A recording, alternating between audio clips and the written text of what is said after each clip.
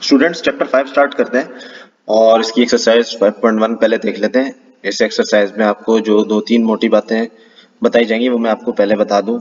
इस एक्सरसाइज में आपको HCF यानी हाईएस्ट कॉमन फैक्टर निकालना बताया जाएगा और LCM लीस्ट कॉमन मल्टीपल इसको कैसे निकालते हैं ये भी बताया जाएगा। और कुछ सवाल आखिर में आपको ऐसे बताए जाएंगे जिसमें इन दोनों को यूज करते हुए आपको सोल्यूशन निकालना है। तो बारी बारी सवालों को देख लेते हैं। क्वेश्चन नंबर 1 में आपको HCF निकाल के बताना है। दो चीजें आपको गिवन है यानी 72x4y5z² ये एक नंबर गिवन है आपको, और दूसरा गिवन है 120x³ y6z8। इन दोनों का हाईएस्ट कॉमन फैक्टर आपको निकाल के बताना है। ठीक है।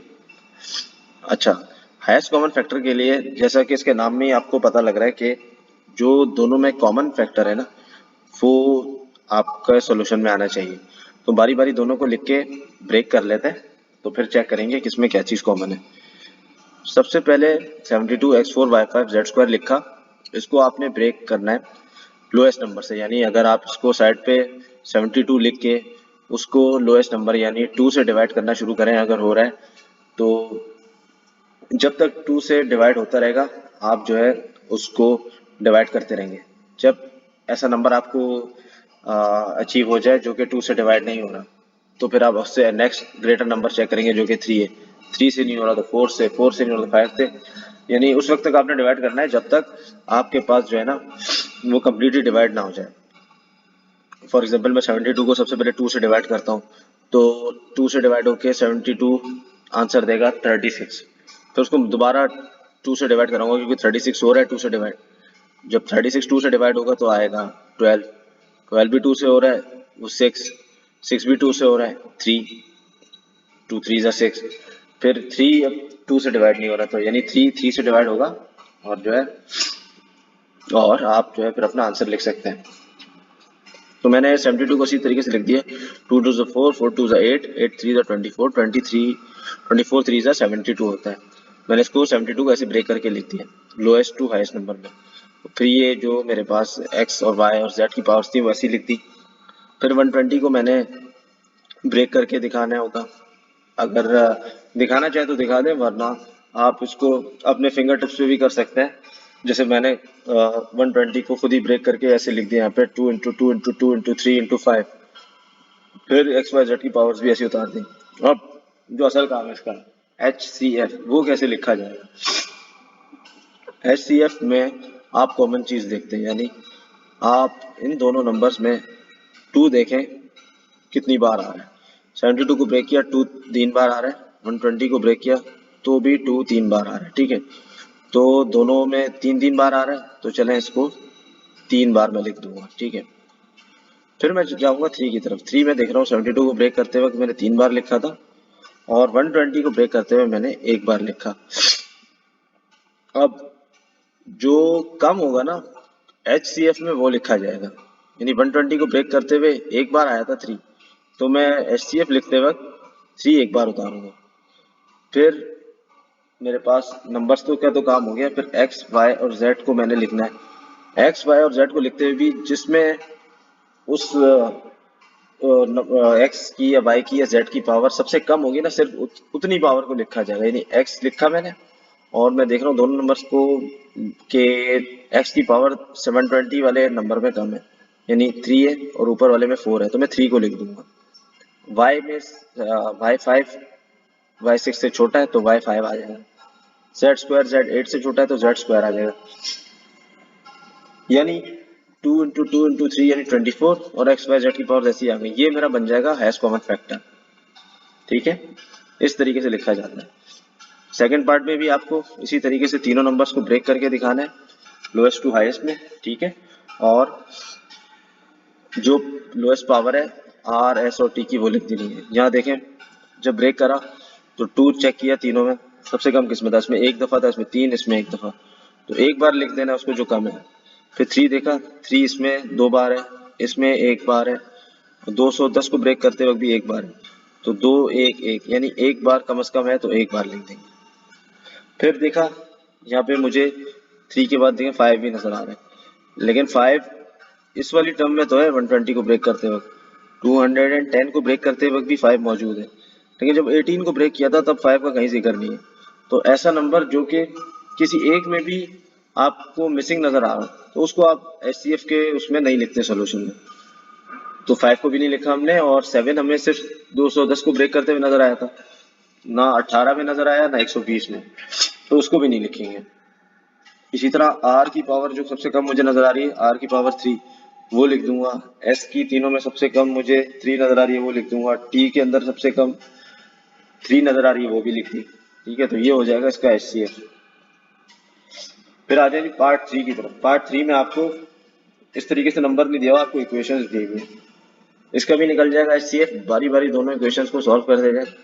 आपको पिछले चैप्टर में ऐसी इक्वेशन से काफी दफा वास्ता पड़ा होगा, और आपको पता है कि ऐसी इक्वेशन को मिडल टर्म ब्रेक करने की तरफ जाके सॉल्व करते हैं अगर पॉसिबल हो तो। ठीक है, यहाँ पे मिडल टर्म ब्रेक की, 18 को ब्रेक किया 3 और 6 में, तो आपके पास इस तरीके से चीज कॉमन x माइनस 6 निकल के आई, फिर जो बचा x प्लस 3 वो लिख दी, यानी इसके दो फैक्टर्स ये लिख दिए।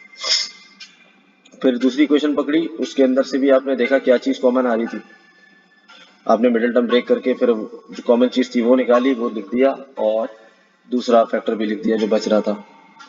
अब आपने क्या लिखना है, एचसीएफ निकालना है। एचसीएफ में क्या आपको बताया था पिछले सवाल में, जो कॉमन हो दोनों में सिर्फ वो लिखा जाता है। यहाँ आप देख रहे हैं दोनों को सिर्फ x प्लस 3 कॉमन है, आपने वो लिख दिया, तो ये हो जाएगा आपका एचसीएफ, यानी यही आंसर है। फिर चौथा पार्ट देखें आप, चौथे पार्ट में भी दो चीजें गिवन है, 4x² माइनस 9। इस वाली तरह की चीज को आपको अब देखते ही समझ आ गया होगा कि a² माइनस b² से उसको ब्रेक करके मैं सॉल्यूशन की तरफ जाता हूँ, क्योंकि उसमें तो मिडिल टर्म का ब्रेक करने वाला सीन है नहीं। इसी तरीके से आपके पास जब भी सवाल आएंगे सामने, आपको प्रैक्टिस होगी तो आपको सवाल देखते ही पता लग जाएगा कि किस चीज का सॉल्यूशन किस तरीके से जाके जो है ना इजीली हो जाएगा। और बस यही चीज मैथ्स है कि आपको चीज का ये पता होना चाहिए कि जल्दी और असली सॉल्यूशन गलत ना हो, जो कन्वीनियंट मोस्ट कन्वीनियंट सॉल्यूशन हो वो डिसाइड करना होता है कि किसको किस तरीके से सॉल्व करें। हालांकि एक तरीके को, एक चीज को सॉल्व करने के काफी तरीके होते हैं। 4x² माइनस 9, आप इसको 4x को आप 2x का स्क्वायर बना देंगे, 9 को 3 का स्क्वायर बना के लिख देंगे, फिर इस पे a² minus b² is equal to a plus b, a minus b का फॉर्मूला लगा के इसके फैक्टर लिख देंगे। फिर दूसरी क्वेश्चन उठाएंगे, इसमें आपको मिडिल टर्म ब्रेक होने का पहले चेक करना पॉसिबिलिटी है, तो वो थी जब भी मिडिल टर्म को ब्रेक करके फिर इसके कॉमन फैक्टर्स निकाल के रख दिए। फिर देखा दोनों इक्वेशन के फैक्टर्स में क्या चीज कॉमन आ रही है, 2x माइनस 3 कॉमन है, तो बस वो चीज लिख दी एचसीएफ के तौर पे, तो ये हो जाएगा आपका आंसर।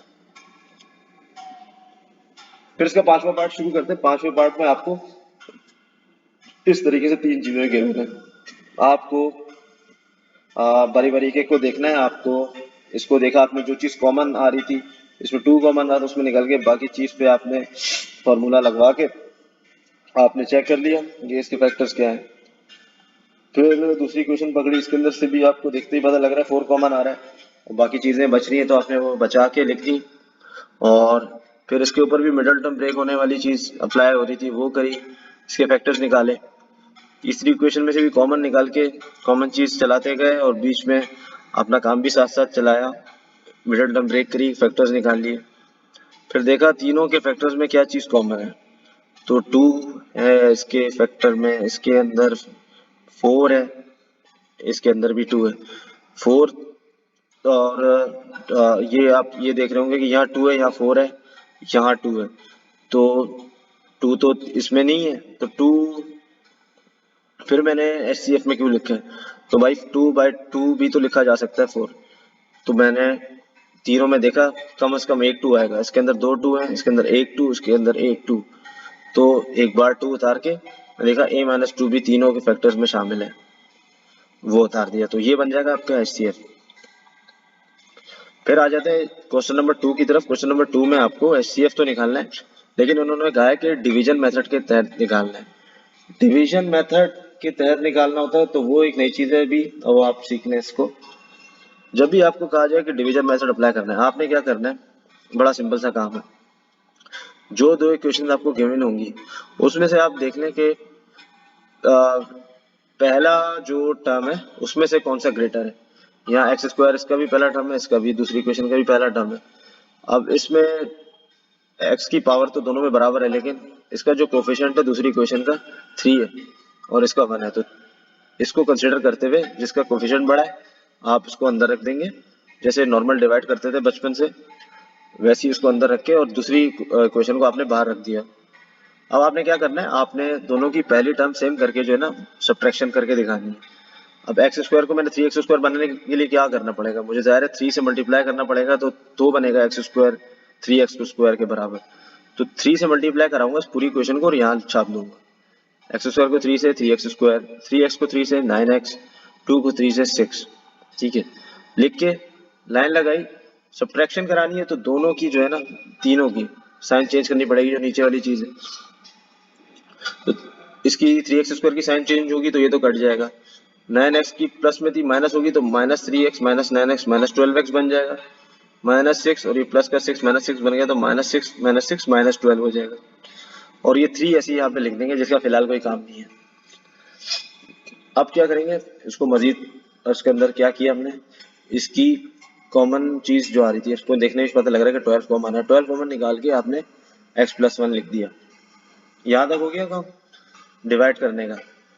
अब दोनों इक्वेशन को आपस में डिवाइड करा के जो हमारे पास रिमाइंडर हासिल हो हम उससे डिवीजन मेथड में फिर डिवाइड कराते हैं वो चीज जो पिछली डिवीजन में एज अ डिवाइडर के तौर पे थी हमारे पास। यहाँ पे एक्स स्क्वायर प्लस 3x+2 था, अब हम इसको डालेंगे अंदर अगले डिवीजन में और जो उसका रिमाइंडर आया था ना उसके अंदर से भी पूरा रिमाइंडर नहीं, वो चीज जो कि आपको कॉमन हटा के चीज मिल रही थी। यहाँ 12 कॉमन आ रहा था माइनस का, उसको हटा के x+1 आपने जो है ना सेपरेट किया था, तो आप उससे डिवाइड कराएंगे। x+1 से आपने डिवाइड कराया, इस बार वाली चीज को अंदर रख के फिर आपने डिवीजन सेम उसी तरीके से करनी है। तो आपने x को एक्स स्क्वायर बनाने के लिए x से मल्टीप्लाई कराया, एक्स स्क्वायर हो गया, प्लस x से 1 को कराया तो ये प्लस x हो गया। फिर जब इसको x को x से मल्टीप्लाई कराया तो याद दहानी के तौर पे यहाँ पे लिख दिया। ठीक है, x से लिख दिया। फिर नीचे वाले की साइन चेंज करके सब्ट्रैक्शन कराई, माइनस का x और प्लस का 3x 2x बन गया, 2 ऐसे नीचे उतर गया। अब फर्दर इसको उस वक्त तक डिवाइड करता है दूसरे स्टेप में, जब ये पहली डिवीजन का तो काम यहाँ पे रिमाइंडर पे खत्म हो जाता है। जब रिमाइंडर को पकड़ के जो डिवीजन स्टार्ट करते हैं तो हमें एंड तक जाना होता है जब तक आंसर नीचे का 0 ना आ जाए। तो आपने अब क्या करना है, x को 2x बनाने के लिए क्या किया, 2 से मल्टीप्लाई करा दिया +2 से। तो यहाँ इस वाले x के साथ आप लिख देंगे +2 और x को 2 से मल्टीप्लाई करेंगे तो 2x बनेगा, +1 को 2 से कराएंगे तो 2 बनेगा। फिर करेंगे सब्ट्रैक्शन तो नीचे वाले की साइन चेंज होगी और दोनों ये चीजें कैंसिल होके आपको रिमाइंडर 0 दे देंगी, यानी ये हो गया फुली डिवाइड। इससे ये वाली इक्वेशन x+1 से पूरी तरीके से डिवाइड हो गई। तो आपके पास आपका HCF ये वेरीफाई हो जाता है कि जो x+1 है वो हाईएस्ट कॉमन फैक्टर है। वो इस इक्वेशन को डिवाइड कराने पे भी आपको हासिल हो रहा था, और जब इस फैक्टर से आपने जब दूसरी पिछली इक्वेशन को डिवाइड कराया तब भी वो फुली डिवाइड हो गया था। तो ये बन जाएगा आपका x+1 हाईएस्ट कॉमन फैक्टर, जो कि आपका आंसर है। हाईएस्ट कॉमन फैक्टर का सेकंड पार्ट है जिसमें आपको निकालना है, और आपके पास ये लेंथी सी इक्वेशन दी हुई है और दूसरी भी।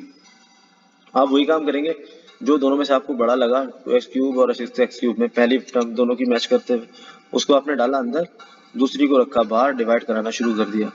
2x³ को 6x³ बनाना है तो मैं 3 से मल्टीप्लाई कराऊंगा और इस पूरी इक्वेशन को बारी बारी 3 से मल्टीप्लाई करा करा के यहाँ पे लिख दूंगा। फिर कराऊंगा सब्ट्रैक्शन, नीचे वालों की साइन चेंज करूंगा और 6x³ -6x³ से कैंसिल होके इनको मैं जो सब्ट्रैक्शन के बाद रिजल्ट आएगा उसको लिख दूंगा।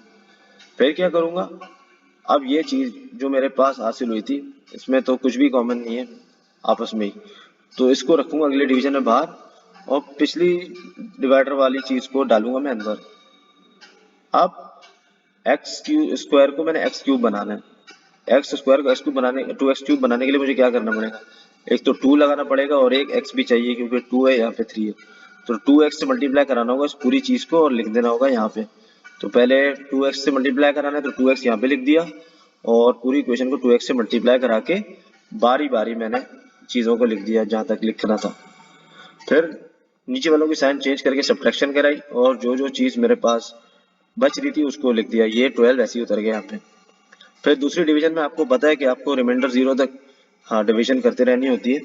तो आपने क्या किया, अब एक्स स्क्वायर को एक्स स्क्वायर बनाने की जरूरत नहीं है क्योंकि वैसे पहले ही दोनों बराबर है। तो आप इस इक्वेशन को सिर्फ 1 से मल्टीप्लाई करेंगे, +1 लिख के आपने इसको 1 से मल्टीप्लाई कराया तो ये x square plus 7x plus 12 ये निकल के आ गया आपके पास। अब आप क्या करेंगे, वही सब्ट्रैक्शन कराएंगे, नीचे वालों की साइन चेंज कर देंगे तो पूरी चीज कैंसिल होके रिमाइंडर दे रही है आपको 0। तो ये बन जाएगा आपका हाईएस्ट कॉमन फैक्टर जो कि इस वाली इक्वेशन को पूरे तरीके से डिवाइड कर रहे हैं। अब आप मैथ्स में उसूल यही है कि आप जहां तक पॉसिबल हो सोल्यूशन निकाल के दिखाएं। आंसर ये भी ठीक है लेकिन इसको बेहतर यही होगा कि आप जो है ना जहां तक आपको सॉल्व होता हुआ नजर आ रहा है अब वहां तक सॉल्व करें। यहाँ आपको मिडिल टर्म ब्रेक होती हुई नजर आ रही है 7x, अगर 12 लाना है तो 4 3 12 करके मैं 7x ला सकता हूँ। तो वैसे मैंने मिडिल टर्म ब्रेक की और फैक्टर्स को ब्रैकेट्स में लिख दिया जो कि मेरा होगा आंसर। तो स्टूडेंट्स यहाँ तक तो आपने HCF की बात सीख ली। दूसरी जो इस चैप्टर की इस एक्सरसाइज की एक बड़ी चीज है वो है लीस्ट कॉमन मल्टीपल आपको फाइंड करके बताना है LCM। LCM आप कैसे फाइंड आउट करेंगे, ये समझ लें कि HCF का उलट कर दो तो LCM हो जाता है। LCM में आपको एटलीस्ट कॉमन चीज को दोनों में जो एक चीज आपको दो टर्म दी जा रही है उनमें जो जो चीज कॉमन है वो आपने एटलीस्ट एक बार जो है ना लिखनी जरूर है लीस्ट कॉमन मल्टीपल में। यहाँ आपको दो टर्म्स गिवन है, जैसे पहला इसका पार्ट जिक्र कर लेते हैं 27a4b5c² और 81ab² ठीक है, ये आपको गिवन है। ठीक है, आप मुझे 27 का टेबल पता है कि 27 1 27, 27 2 54, 27 3 81। ठीक है, तो ये अब मुझे इसको ब्रेक करके मुझे लिखने की जरूरत नहीं क्योंकि मुझे टेबल जबानी याद है। मैं डायरेक्टली लिख दूंगा कि 27 के टेबल में जब 81 आ ही रहा है तो लीस्ट कॉमन मल्टीपल में यानी दोनों टर्म का कॉमन मल्टीपल जो सबसे छोटा होगा वो क्या होगा, लीस्ट कॉमन। तो 81 तो मैंने वैसे ही लिख दिया। अब ए में जैसे HCF में मैं ये लिखता था जो कम वाली चीज है जो दोनों में कॉमन है, जैसे ए है यहाँ पे A4 है तो HCF होता तो मैं लिखता A, लेकिन लीस्ट कॉमन मल्टीपल है तो हाईएस्ट जो है वो लिखी जाएगी यानी A का 4, B का B5 बड़ा है B2 बड़ा है, B5 बड़ा है तो B5 आ जाएगा, C2 बड़ा है C8 बड़ा है, ज़ाहिर है C8 बड़ा है तो C8 आ जाएगा। तो ये बन जाएगा आपका लीस्ट कॉमन मल्टीपल का आंसर। उसके बाद आ जाते हैं जी सेकंड पार्ट की तरफ। आपको 3 टर्म्स गिवन है, जैसे पिछले पार्ट में तो मैंने डायरेक्ट ही आपको करके लीस्ट कॉमन मल्टीपल निकाल के बता दिया था और क्योंकि टेबल याद था मुझे। आप जो है बेहतर होगा कि अगर आपको कोई कंफ्यूजन से बचना हो तो आप जो है ना तीनों चीज़ों को जैसे यहाँ पे बारी बारी लिख के ब्रेक किया हुआ है उसी तरीके से करें और फिर निकाल के अपना आंसर बताएं। यहाँ तीनों टर्म्स को बारी बारी ब्रेक किया, 24 को पहले छोटे नंबर से ब्रेक करना शुरू किया, जहाँ तक हो रहा था 2 2 2 3, फिर ये PQR की पावर ऐसे उतार दी, फिर 100 को ब्रेक किया 2 2 5 5 और PQR को उतार दिया, फिर 300 को ब्रेक किया और पावर्स उतार दी PQR की। अब असल काम LCM को कैसे निकालूंगा। LCM में देख रहा हूँ कि अब मैंने देखना है कि सबसे पहला नंबर क्या है 2 तीनों में कितनी बार आ रहा है, पहले में 3 बार, दूसरे में 2 बार, तीसरे में 2 बार। अब LCM में मैंने जैसा बताया था कि HCF का उल्टा काम है, यहाँ देखा जाता है कि जो सबसे ज्यादा बार आ रहा है ना उसको लिखेंगे। 2 आ तो रहा है तीनों में लेकिन 3 बार पहली टर्म में आ रहा है तो 3 बार मैं इसको उठा के लिख दूंगा। फिर मैं देखूंगा 3 पहले में आ रहा है, दूसरे में नहीं आ रहा, तीसरे में भी 1 बार आ रहा है। अब इसमें ये नहीं होता कि तीनों में आना जरूरी है, जिसमें 1 बार भी आ गया आपने कम से कम उसको उतनी बार लाजमी लिखना है, तो 3 लिख दिया आपने। फिर मैं देखूंगा 5 नजर आ रहा है मुझे, पहली टर्म में 5 नहीं है, दूसरी टर्म में मुझे 5 2 बार नजर आ रहा है, तीसरी टर्म में मुझे 5 2 बार नजर आ रहा है, तो कम से कम 2 बार तो मौजूद है ना, तो मैं LCM में भी 2 बार लिख दूंगा। और PQR में से जिसकी P की पावर सबसे ज्यादा है वो उतार दी, P5 उतार दिया, या Q1 है, Q4, Q3 है, ज्यादा कौन सा है? Q4, Q4 उतार दिया। R4, R5, R5 ज्यादा कौन सा है? ये दोनों बराबर ही है, जो मैक्सिमम है R5, तो R5 उतार दिया। अब फॉर एग्जाम्पल यहाँ पे 5 2 बार है, यहाँ पे 5 2 बार है। अगर यहाँ पे 5 3 बार होता तो क्या करते? तो ज़ाहिर है एलसीएम में भी 3 बार लिखते। ये लिख दिया। अब क्या करूंगा, उनको मल्टीप्लाई करा के ये जो आंसर आ रहा है 600 वो लिख के पी क्यू आर की पावर एज इट इज उतार के मैंने आंसर लिख दिया। क्वेश्चन नंबर 3 है। क्वेश्चन नंबर 3 में आपको इस तरीके से इक्वेशन गिवन है और आपको एलसीएम निकाल के बताना है। तो इक्वेशंस को जहां तक जिस तरीके से सॉल्व वो होने मांग रही है आप उसी तरीके से सॉल्व करें। पहली इक्वेशन उठाई मैंने 21x स्क्वायर माइनस 14x, इसको पकड़ा, ये सॉल्यूशन मुझे क्या होता नजर आता, मैंने कहा कॉमन निकाल के देखता हूँ। तो दोनों में से 7x कॉमन आ रहा है और फिर ब्रैकेट में बच रहा है 3x माइनस 2। अब इससे ज्यादा ये मजीद सॉल्व हो नहीं रहा।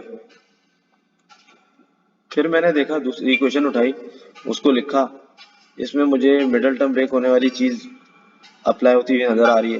तो मैंने वो करके इसके फैक्टर भी निकाल दिए, x माइनस 1 3x माइनस 2। अब मुझे लिखना है लीस्ट कॉमन मल्टीपल।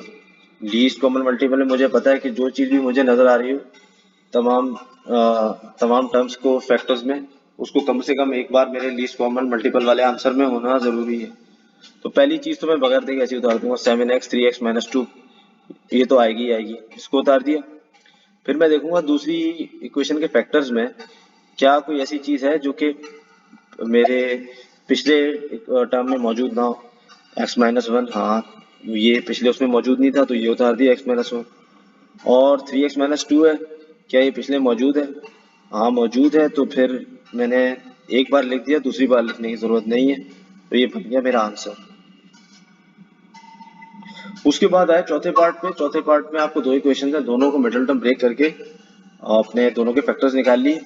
तो पहला फैक्टर तो मैंने पहले ऐसे ही उतार दिया, पहले वाले का x प्लस 7 x प्लस 4। फिर दूसरे के फैक्टर में चेक किया, कोई ऐसी चीज जो नहीं हो और पिछले वाले के फैक्टर में ना हो, तो वो मुझे नजर आ रहा है x प्लस 4 तो पिछले वाले में है, तो वो तो लिखने की जरूरत नहीं है। x माइनस 3 जो है वो पिछली इक्वेशन के फैक्टर्स में मौजूद नहीं है, तो मैंने उसको उतार दिया एलसीएम को और अपना लिख दिया आंसर। फिर पांचवा पार्ट है। पांचवें पार्ट में दो इक्वेशन आपको नजर आ रही हैं। दोनों इक्वेशंस को आपने पहले मिडल टर्म ब्रेक करके सॉल्व किया, फैक्टर्स निकाले, वही वाला काम। पहले वाले इक्वेशन के जो फैक्टर थे उनको तो ऐसे ही लिख दिया। फिर सेकंड वाली इक्वेशन के फैक्टर्स में चेक किया, कोई ऐसी चीज जो नहीं हो और पिछले इक्वेशन के फैक्टर्स में मौजूद ना हो, तो वो मुझे नजर आई x माइनस 1, तो उसको उतार दिया, ये हो गया आंसर।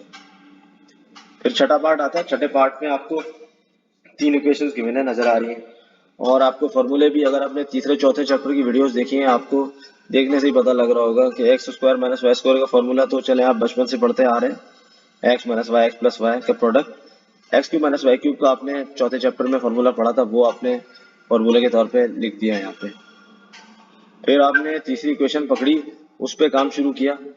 अब इस इक्वेशन पे काम मुझे होता हुआ जो है मिडल टर्म ब्रेक होने वाला नजर नहीं आ रहा था। अब क्या रास्ता बचता है मेरे पास?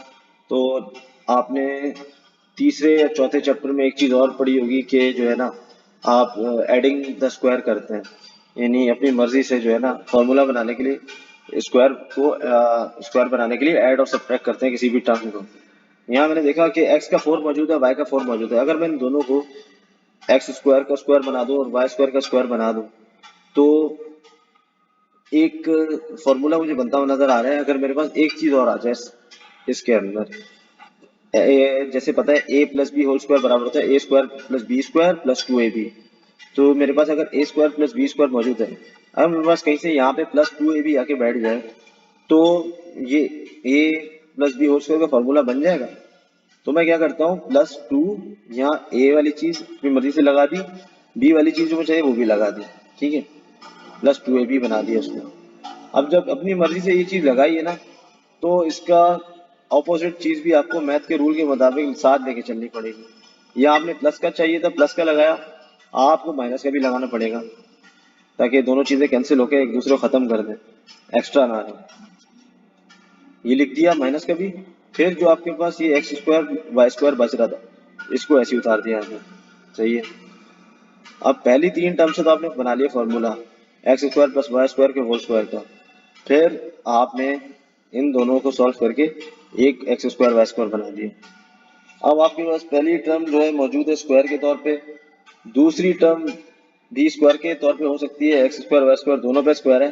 अब दोनों पे इकट्ठा स्क्वायर लगा दें तो आपको ए स्क्वायर माइनस बी स्क्वायर का फॉर्मूला बनता हुआ नजर आ रहा है।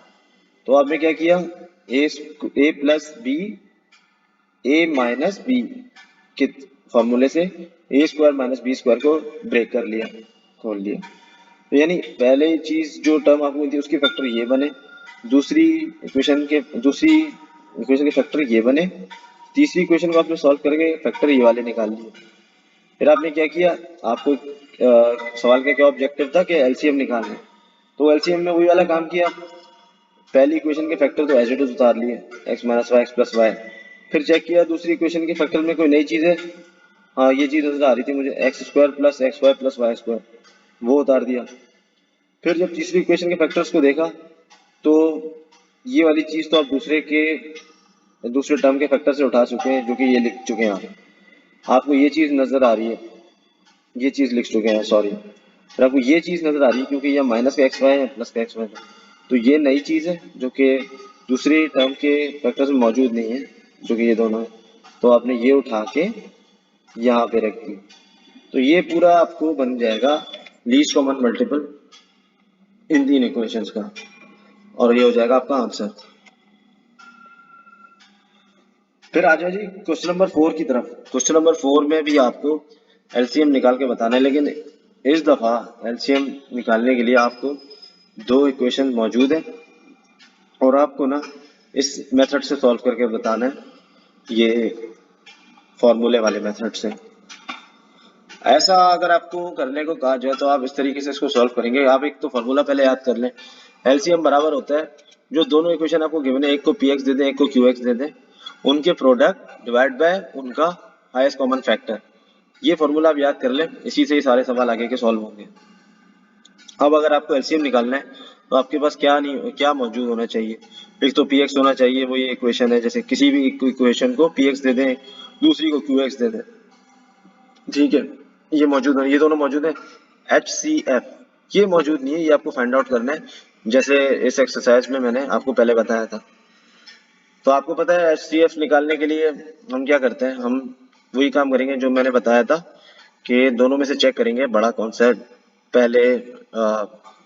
पहला वाला जो जो दोनों की टर्म है ना उसमें इक्वेशंस में बड़ी कौन सी है, या दोनों का पहला पहला एक्स स्क्वायर है। जब दोनों का ऐसा हो तो चेक कर ले भाई फिर कि ये दूसरे टर्म में कौन सा बड़ा है, यहाँ पे -25x है, यहाँ पे -x है, तो देखने में तो 25 ही बड़ा होता है। तो आप इसको उठा के डालें अंदर, एक्स स्क्वायर -25x प्लस 100 को, और दूसरी इक्वेशन को रखें बाहर जिससे आप कराएंगे इसको डिवाइड, ठीक है। तो एक्स स्क्वायर को आप क्या करते हैं, डिवाइड करने के लिए एक्स स्क्वायर बनाना होता है, तो पहले ही बना बनाया इसको किसी चीज से मल्टीप्लाई करने की जरूरत तो है नहीं सिवाय 1 के, तो इस पूरी इक्वेशन को इसको 1 से मल्टीप्लाई करा दें, 1 लिख दिया यहाँ, और मल्टीप्लाई कराया एक्स स्क्वायर को 1 से, तो x square minus x into 1 minus x -20 into 1 -20, ये ऐसे ही आ गया। अब आप करेंगे सब्ट्रैक्शन, सब्ट्रैक्शन आपने की, नीचे वाली चीजों के आपने साइन चेंज किए नीचे वाले डिजिट्स के, और जो चीज कट रही थी उसको काट के जो चीज बच रही थी उसको बचाया और लिख दिया। फिर आपने देखा 24 120 दोनों मौजूद हैं, दोनों एक दूसरे के टेबल में भी आते हैं, तो 24 आपने कॉमन निकाल के x -5 लिख दिया। अब आपको पता है एचसीएफ निकालते हुए एक डिवीजन के बाद जब दूसरी डिवीजन स्टार्ट करते हैं वो रिमाइंडर के थ्रू करते हैं, और रिमाइंडर की भी उस चीज से शुरू करते हैं जो आपके पास कॉमन चीज हटा के आपको बच रही है। जैसे यहाँ पे 24 कॉमन निकाल के आपके पास x-5 बच रहा था, वो लिखना है आपने बाहर, और पिछली डिवीजन का जो डिवाइडर था उसको आपने उठा के लिख देना है इसके अंदर। अब आप डिवाइड कराएंगे इसको, तो x को एक्स स्क्वायर बनाने के लिए मुझे x से मल्टीप्लाई कराना पड़ेगा, तो मैंने क्या किया, x से मल्टीप्लाई कराने के लिए x बाहर रखा और लाइन लगा के x इंटू एक्स क्या होगा एक्स स्क्वायर, -5 इंटू एक्स होगा -5x, वो लिख दिया।